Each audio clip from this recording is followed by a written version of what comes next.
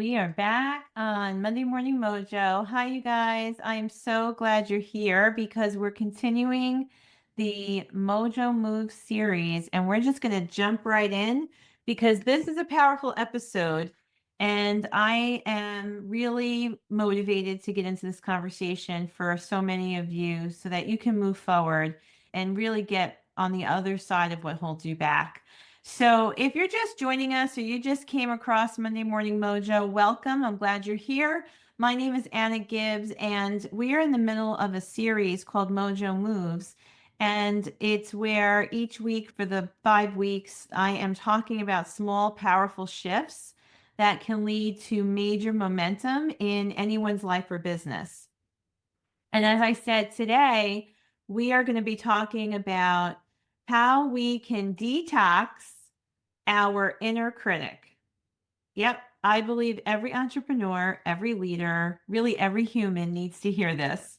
And what do I mean by your inner critic? It's that voice inside your head, the one that whispers or sometimes yells and says things like, "Who do you think you are?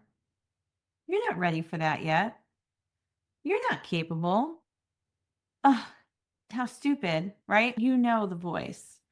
Today, we're going to talk about what it is, why it shows up, but more importantly, how to detox it so you can move forward with more confidence, more clarity, and more self trust. So, we're getting honest on this episode. So, buckle up. Here we go. And here's why, because every single person needs to deal with self doubt. And I think every single person on the planet has had a moment where they've dealt with self doubt. And I know it will creep up at different times in our lives. I think it'll creep up for us in business. It'll creep up for us in different relationships. And so, no matter who you are in this world, I know that you've experienced a moment of self doubt. Every successful entrepreneur, every best selling author, every Olympic athlete, every speaker, every individual you could think of that you truly admire has dealt with self doubt because the inner critic is just a part of the human experience. It's the voice that's trying to actually protect you.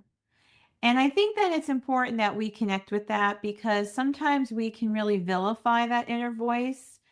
But what if that inner voice was just your younger version of yourself that is just trying hard to protect you from failure, embarrassment, or even some pain?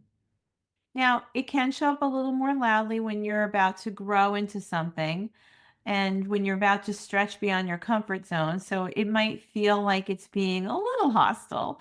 But honestly, your inner critic believes that it's acting in your best judgment. That doesn't mean that it's true because your inner critic is speaking in terms of fear, not truth. It's trying to keep you safe, but really what that is just keeping you small.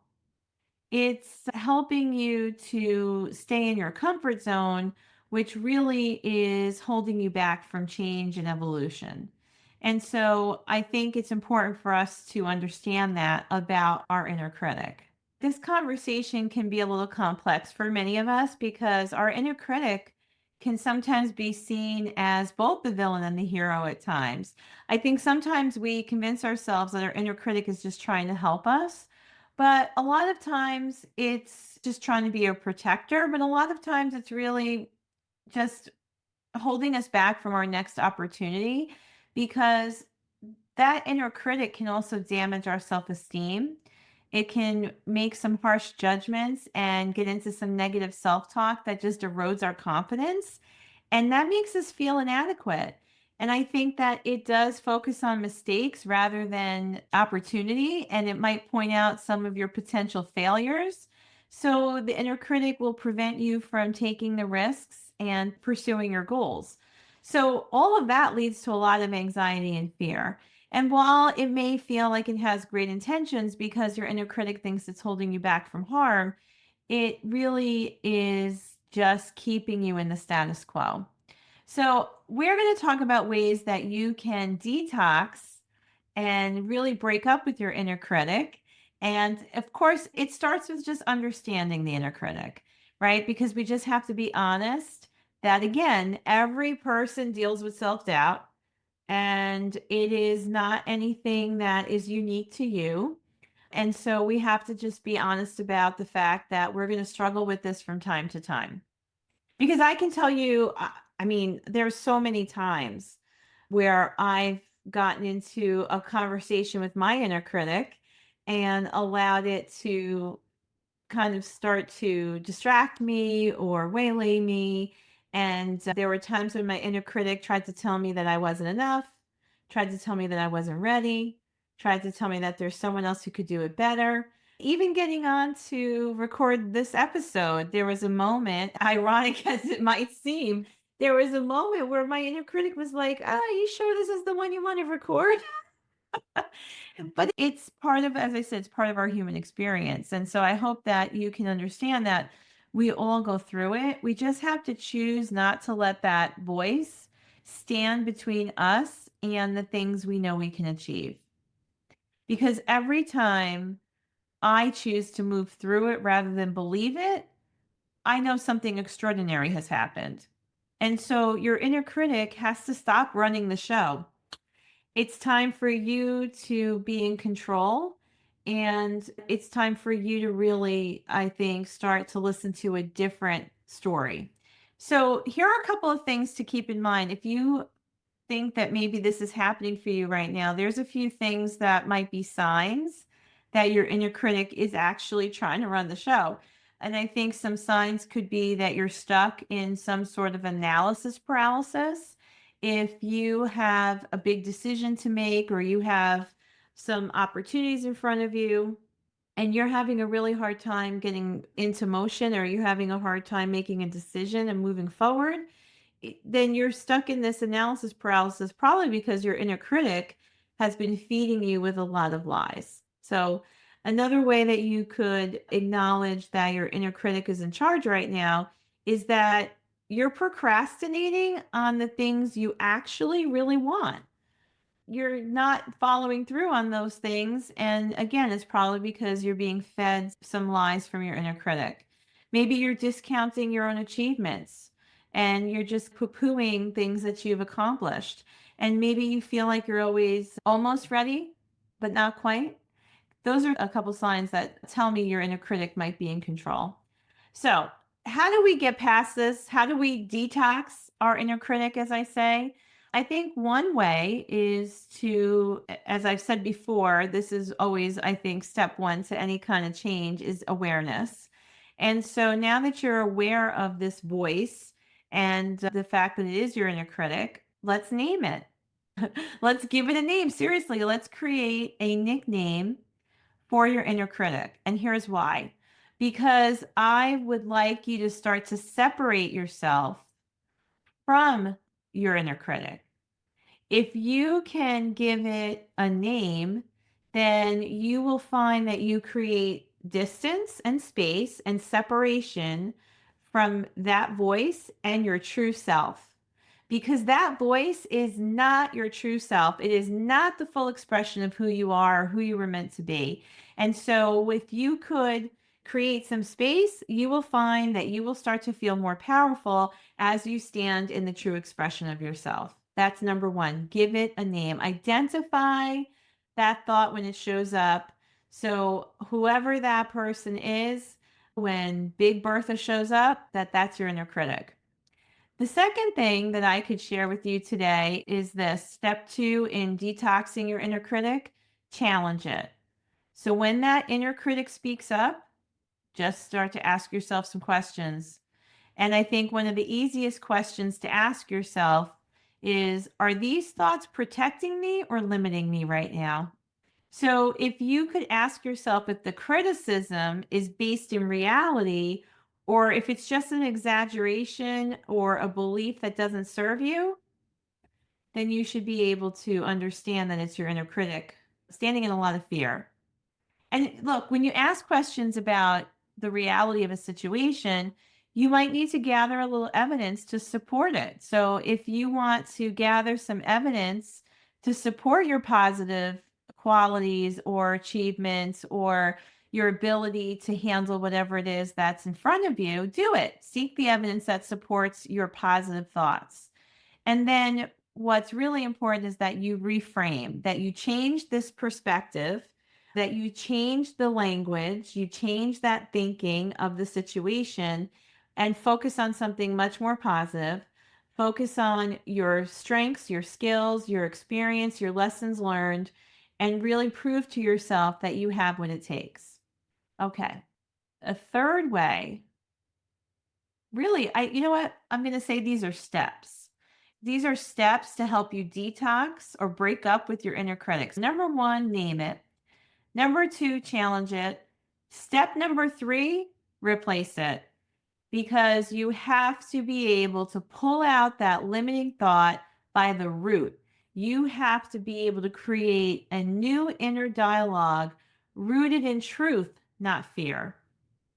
It could be simple. It might sound like, I am equipped for this. I am made for this moment.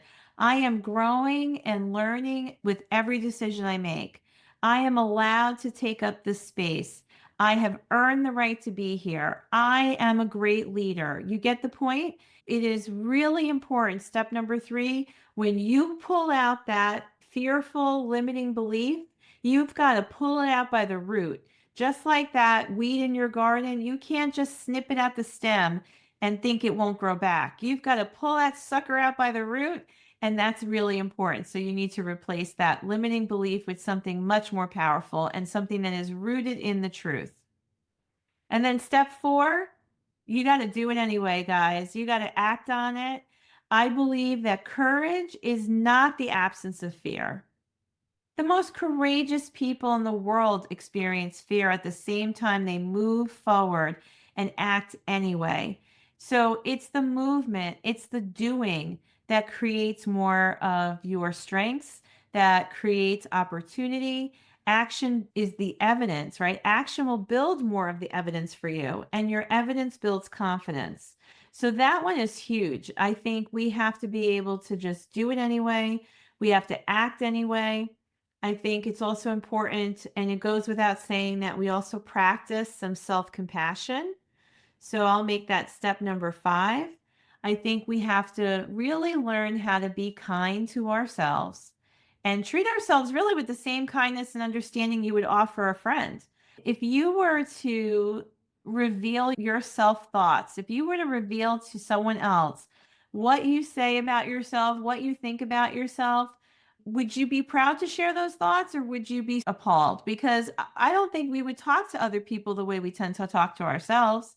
And so this is an opportunity to learn how to be kind to ourselves, for us to be able to get more comfortable embracing our imperfections, for us to acknowledge that everyone makes mistakes. It's okay not to be perfect. And when you make a mistake, it's about what happens next that matters, really. And so that's important too. And all of this becomes easier when you seek support. So if this is really resonating with you, if it's hitting a nerve for you, who can you talk to? Who can you share some of your own limiting beliefs or your negative self-talk with? Who could you actually talk to about this inner critic and share some of your struggles, but more importantly, share the struggles so that you can gain a different perspective, right? And so sometimes there could be a trusted friend, colleague, or family member. More importantly, it could be another professional, though, that could help. It could be a coach. It could even be a therapist that could help you and provide you with the guidance and the support in really addressing an inner critic's roots and help you to develop a much more positive, healthy coping mechanism. I will say a few other helpful techniques that can really aid in the detox process with your inner critic is to fill your mind and your time and your space with more positive things. So it could start with expressing gratitude and having a gratitude practice. We have a previous episode on gratitude that we can link in the show notes for you that we did here on Mojo. So I think that's important. There might be more than one, actually. So gratitude is definitely, I think, our highest vibration when we are truly connected with and expressing gratitude, we can't feel anything but positive. So just getting into a more flow around gratitude and getting into a practice on it can definitely help you to support your growth in this and really give you the strength to break up with that inner critic. It's also about looking at how you spend your time. Are you engaged in activities that bring you joy? Are you making time for hobbies and interests that you really are passionate about and that you find fulfilling? Because that's going to be a huge part of opening yourself up to more positive and more happy thoughts so that you can leave less space for the negativity and for the limiting thoughts. I think it's also too important to say another helpful technique is around setting some healthy boundaries. I think if you can get better at saying no to the things that drain your energy and prioritize your well being more, you will be better equipped for the things we've been talking about here on this Mojo. And then it goes without saying to just limit your exposure to anything negative. And I know sometimes that might be easier said than done, but there are ways. We have more power than we choose to believe. We absolutely have choices. And so just take an honest look at how you might be able to minimize your time with some people, with media, with anything that will fuel your inner critic, because your inner critic eats that stuff up for lunch. And so you have to offset with more positive, more realistic, more empowering information. And that basically starves your inner critic. So I would definitely encourage that for you too. Imagine, imagine standing in front of a giant door, and behind it is the next level of your business, your impact, your joy, your relationships, right? And your inner critic stands in front of the door trying to block you. Maybe your inner critic looks like a big blue monster. Maybe your inner critic looks like a person. Whatever it is, I want you to see it standing in front of that giant door, that on the other side of that door are all the things you want in life and in your business. And your inner critic standing in front of it trying to block you. Now imagine yourself gently but firmly saying, I hear you. I see you, inner critic, but I'm choosing to move forward anyway. And I need you to step aside. Visualize your inner critic moving over, and you start reaching for that door handle. You open it wide, you step through, and you boldly and fully embrace what is meant for you. Imagine what your life would look like if you could tell your inner critic to just shut up, to just move aside and let you move through. Imagine what you could accomplish if you didn't fear failure. So, your Mojo Move challenge this week: identify one area where your inner critic has been holding you back. Name it, challenge it, and replace it. And take one brave action, even if you feel it's small, to prove to yourself that you are more powerful than you fear. I know you can do that. Thank you for listening and spending some time with me on this today. Your dreams are so much bigger than your doubts, and your gifts are definitely stronger than your fears. You have everything you need inside of you already. The world is just waiting for you to believe it too. That's one of the reasons why I do this podcast, is to encourage you and inspire you to take hold of what is yours and to live a more meaningful, dynamic, beautiful life, whatever that means for you.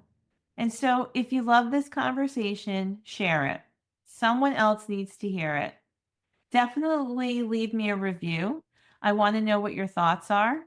I want to know how you're changing and evolving. And if there's anything I can do for you personally, let me know that too. I'll see you next week. Keep leading with your heart and definitely keep moving with courage. You've got this.